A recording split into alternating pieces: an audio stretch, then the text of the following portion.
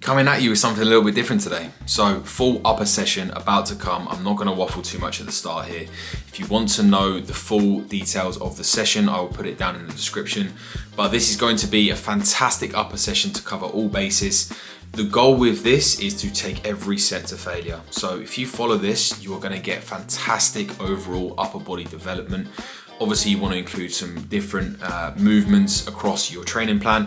And if you need any help with that, please be sure to reach out to me. You can either DM me on Instagram, I offer free advice, or if you'd like to apply for coaching, all links will be down below. I help people who want to transform their physique, get in shape for photo shoot, competition preps, or just improve their overall lifestyle and mindset. So whether you're a physique-based athlete, a lifestyle client, I help everyone and anyone. So if you want to find out more, click the link to apply. You can book in a free consultation call and we'll go from there. But for now, hope you enjoy the video. Something a little bit different to what I've been putting out recently, but there's a lot of value in this one. So get your notepad and pen out, start making some notes, and any questions, feel free to DM me on Instagram. Right then, first movement up on upper day. So starting with a hanging leg raise, just gonna do 2 sets here. Now, when it comes to training your abs, you really wanna do one movement that brings your belly button up towards your chest, and another movement where you're bringing your chest down towards your belly button. So one, legs up almost, the other, chest down. And one is going to train the lower part of your abs, the other is going to train the upper part of your abs. You know, you're not ever separating the two, but you're slightly biasing one over the other. And you could even include a third movement there that trains your TVA, your transverse abdominis. Something like a plank would be good for that, or practice your vacuums. So the goal for me here, hang from the bar. The reason why I do this before an upper session is because it's a great shoulder mobility drill as well. So just the action of hanging from the bar, doing a dead hang, is fantastic for warming up the shoulders and just overall shoulder health and mobility. Now, a mistake a lot of people make with this is they just kind of use their hip flexors rather than actually using their abs to tilt the pelvis up. So what you'll see I'm doing here is, as I lift my legs up, I'm trying to round my spine and tilt my pelvis up towards me.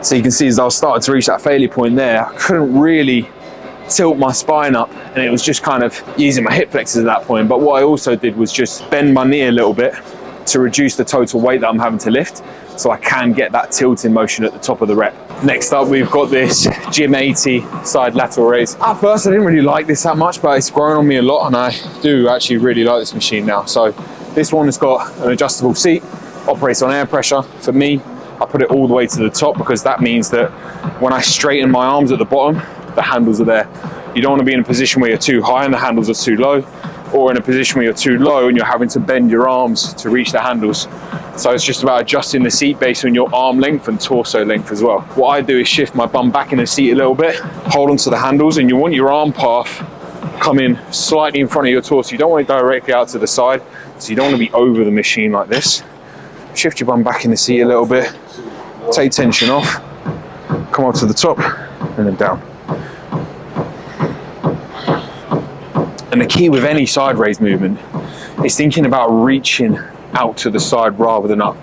If you start coming up, it turns into a bit of a shrug and you're going to get some trap involvement there. And obviously we're trying to use as much side delt as possible. So thinking about reaching out, dragging your knuckles along the floor and then along the wall at the side. It's a great cue to get the most out of your side delts here. Really nice pauses in the changing direction.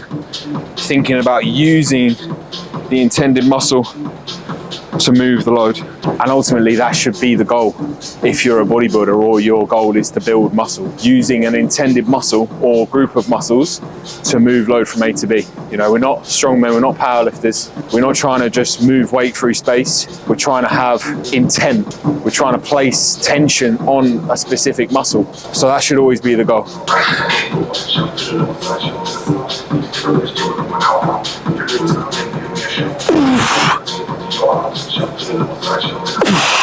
What a fucking set that was.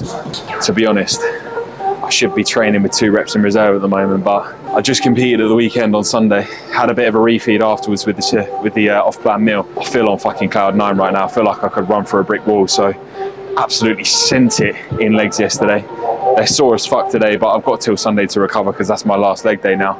And to be honest, I should be resting today as well, but I want to be able to push myself hard in this session and give myself a bit more time to recover. So I'm training today, upper instead of tomorrow, so I can push myself harder and have longer to recover. Then I'll take a rest day tomorrow and then upper pump, and that's it until the next show. Today, every set will be to failure. Sorry, Kieran. Next movement, we're doing a high incline Smith machine press. Now, the goal with this is to train upper chest, front delt mainly. So I'm kind of killing 2 birds with 1 stone with this movement, and then I'll move on to some direct chest work after this. You know, the front delt gets a lot of activation from pressing movements, so arguably, unless they're a weak muscle group for you, you don't maybe need to train them directly. But a lot of people end up being very front delt dominant in their presses anyway, so I actually have overdeveloped shoulders and a pretty shit chest. Like I said, for me, I get front delt out of a bench height of this sort of angle, but also a little bit of upper chest as well. In terms of the setup for this movement, I'm trying to be in a position where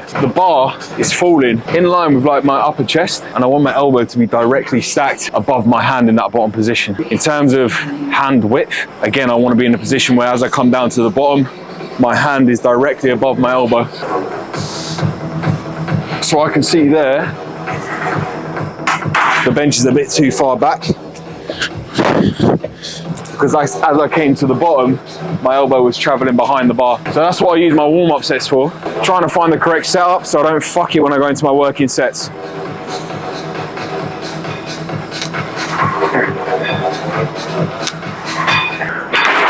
And that is pretty spot on. However, the bench is not in the middle. A good tip you can do to figure out if the bench is in the middle or not, just lower the bar down. If these safety catches weren't here, you're able to see, based on the knurling on the bar, whether that's in the middle. So now I've moved it, it's in the middle.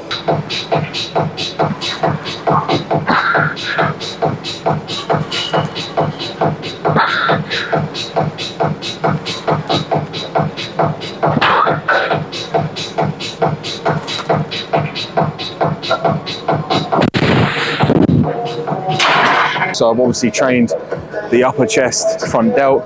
Now I'm moving on to some more lower chest. So firstly, in terms of adjustment for a machine like this, I'm really trying to get the handle so it's in line with my nipple. So for me, that's about right there, and I know that's probably on setting number 5, which it is. That's where I have the seat normally. And then in terms of where the handles go, if you just do the movement without any weight in your hands, wherever they end, just set the handles slightly behind that so you can get a nice stretch, and just come down to the point where your hands end naturally. You don't really want to be in a position where the machine is forcing you into that deep stretch that you don't have available naturally. You know, I would say maybe just past that range of motion, and I think you can train your body to get into a deeper stretch over time, but then there's that argument of, if you do that for long periods, will that cause some damage to your joints and connective tissue? It's very hard to say, and it's very person dependent as well. I think it's best to kind of play on the safer side and not go into an extreme range of motion where long term it could have a detrimental impact and potentially cause an injury. And the good thing about this machine is that it converges, so starts wide, comes together at the top, so you're training the chest in that shortened position as well, whereas the Smith, it just goes straight up and down. You know, the arm's not moving across the body, so the muscle doesn't really get into that fully contracted position. If you think like a pec deck or a converging chest press, because the arm is traveling slightly across the body like that, the muscle is also contracted. So we want to spend a bit of time in that top position to make the most out of this machine. So I like to pause it at the top and bottom here, thinking about pinching the shoulder blades together, lifting the chest up nice and high, elbows flared out slightly, press, contract. Thinking about driving my biceps together at the top.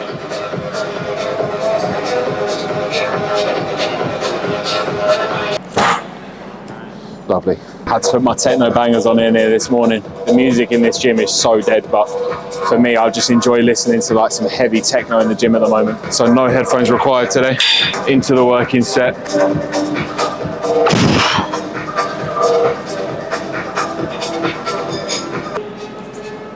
Oh.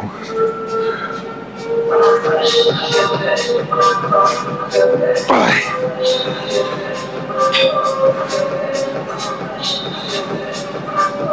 Six.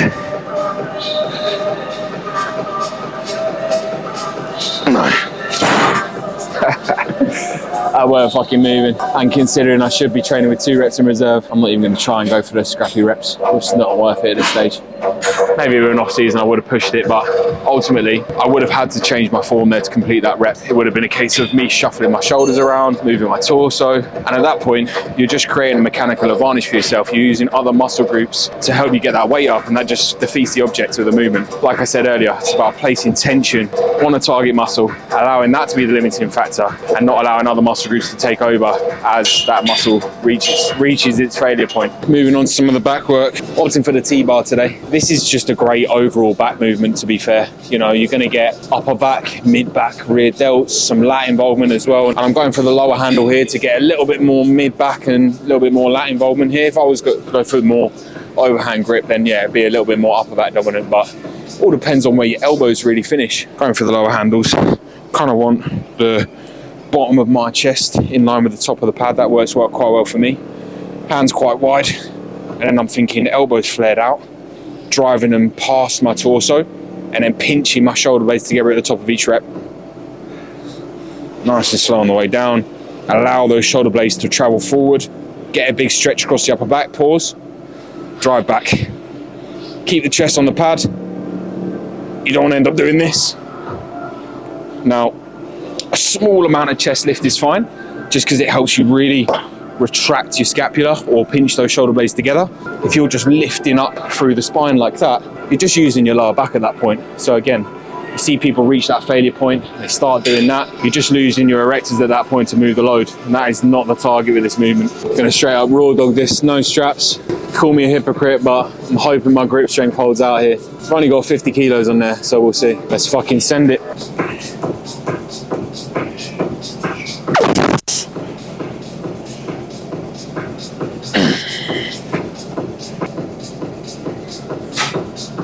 Ooh.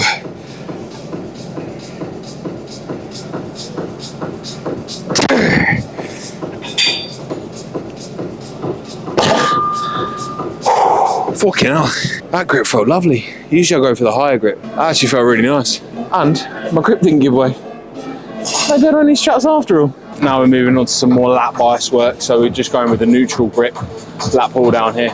Goal is to keep now the elbow calf a little bit more tucked into the body. Torso position, kind of leant back slightly, stays fixed there. I'm not moving my torso backwards and forwards too much, because ultimately that torso movement isn't coming from lats. And like I said, we're trying to place tension on a target muscle. So this is what it looks like from the back. Just gonna do a warm-up set first. First, I'll make sure I get myself nicely under this pad, and then jam this leg pad down as tight as I can get it on my quads. The tighter you can get that, the more downward force you're creating and the more stability you're creating as a result, and the more weight you can move. So set that, grab the bar, opting for a bar that's about shoulder width apart, jam the quads into there. Now from here, lean back ever so slightly, keep the torso fixed there. And now I'm trying to keep my forearms in line with the pull of the cable and just drive my elbows down towards my pockets. There, squeeze at the bottom. As I lower it down, I'm not allowing my torso to travel as I come up. Pause in the stretch, drop the elbows. Ooh. Ooh.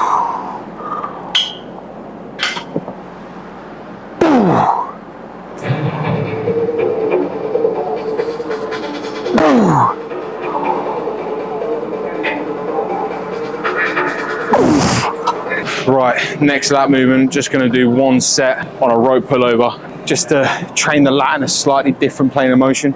Really, really like this movement for lats, especially with the rope attachment on a cable. I get a great connection with it, and when you do it right, it's brilliant. I bring my torso down at about I would say just underneath a 45-degree angle, keep myself here, coming up to the point where my upper arm is sort of in line with my torso, pause at the top, arms nice and straight, and as you drive down, you're sort of coming in like an arcing motion like this. You're coming down, driving the elbows towards the pocket, and it's okay to have a slight bend in the arm at the bottom. What you don't want to do is come down and then turn it into a tricep extension at the bottom.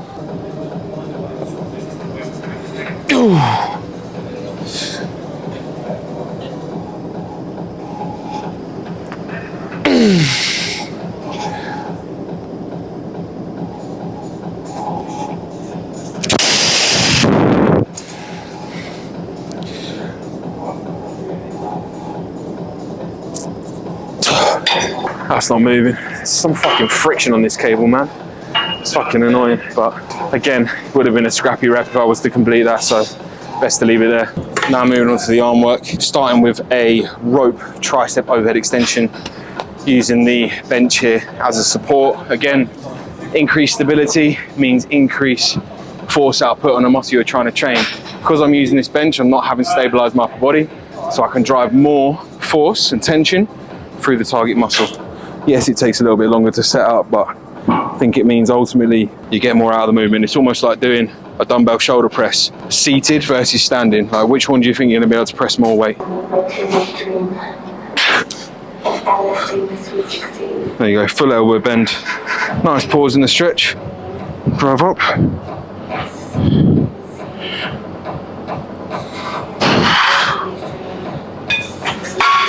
Yeah, I really like this movement. Feels great on the elbows as well.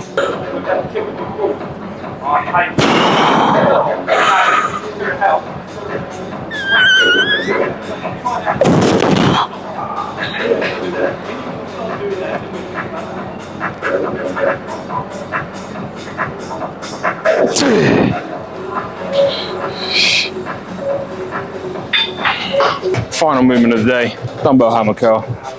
Can't go wrong with these. I like doing it seated, once again, more stability, less swinging of the torso. But again, it does come down to enjoyment. You know, if you want to stand up and swing some dumbbells around, go for it. But just realize that, yeah, that might be fun, but you are ultimately using other muscle groups to help you move that load. So I just prefer doing it seated, and means I don't have to stand, just sit down or rest the legs, especially after yesterday, fuck me.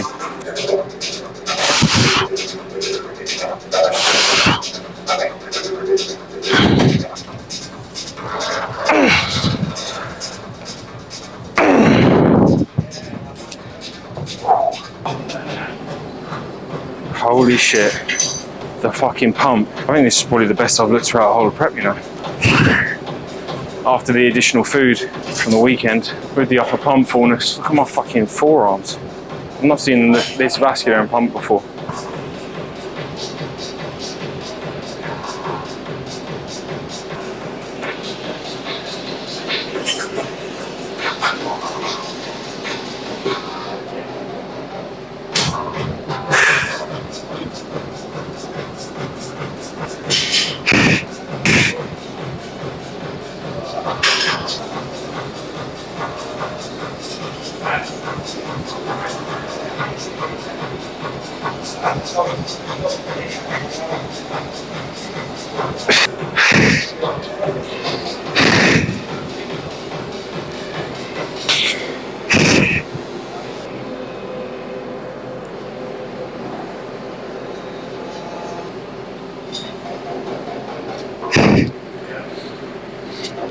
That'll wrap it up.